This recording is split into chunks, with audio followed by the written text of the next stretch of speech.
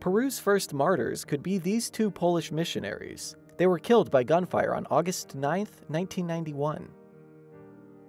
They spent almost a year in the country with another missionary. He was able to escape death because he happened to be in Poland during a visit by Pope John Paul II.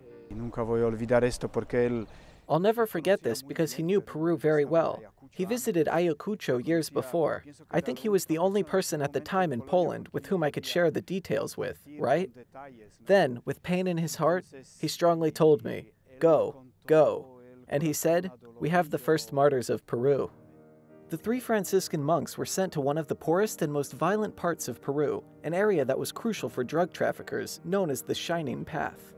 The increase of missionary activity posed a threat to the drug runners, but they had yet to attack the church directly. Shining Path, from 1989 to 1990 or 1991, began to change their strategy little by little, and they chose us because they wanted to hit the church hard.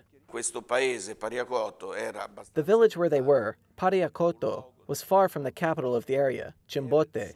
It was in the mountains of the pre-Andes. It was difficult to move, and the military had been ousted from the area. The government did not send reinforcements, and therefore they thought they could do whatever they wanted. And so the persecution of priests and nuns in Peru began. It was worsened by an ideological component, communism. The first victim was an Australian nun who was killed in May 1991. Afterward, they attempted to kill a Spaniard. That assassination failed, but when the drug traffickers tried to kill the two Poles, they succeeded.